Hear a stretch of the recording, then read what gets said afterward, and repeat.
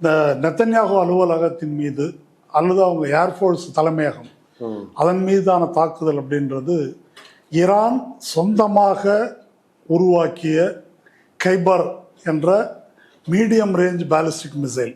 Medium ரேஞ்ச்னா 2000 kilometre வரைக்கும் சென்று தாக்கும். அது 1.5 டன் வெடிமருந்து எடுத்து செல்லும். ஓகே, அப்படி ஒரு ஆற்றல் உள்ளது. அது வளைகுடால எந்த பகுதியை வேணால் ரீச் பண்ணலாம். கிழக்கு ஐரோப்பா வரைக்கும் ரீச் பண்ண முடியும். அப்படி அந்த மீடியம் ரேஞ்ச் மிசைல் வச்சு தான் அடிச்சிருக்கிறாங்க. அதோடைய ஒரு இலக்குன்னு ஃபிக்ஸ் பண்ணாக்கா அதிகபட்சம் 15லேருந்து 20 மீட்டர் அந்த டிஸ்டன்ஸ் உள்ளதை அடிச்சிடும். அது அந்த டார்கெட்டை என்ற இது உள்ளது, அதுதான் அடிச்சிருக்கிறதா அவங்க அறிவிச்சிருக்கிறாங்க. இஸ்ரேல் இன்னும் அதை ஒப்புக்கொள்ளவில்லை.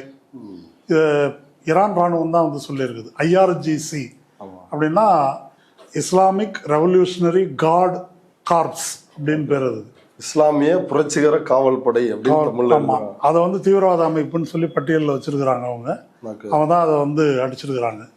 இது இல்லாமல் F-15 விமானம், அமெரிக்காவுடைய விமானம், அதை சுட்டு வீழ்த்தி இருக்கிறதாக. அது உண்மைதானா? சுட்டு வீழ்த்தப்பட்டது கன்ஃபார்ம்டு தான். அதில் உள்ள சிறப்பு என்ன அப்படின்னாக்கா, இந்த F-15 என்ற விமானம் எந்த இதுக்கும் சிக்காதது.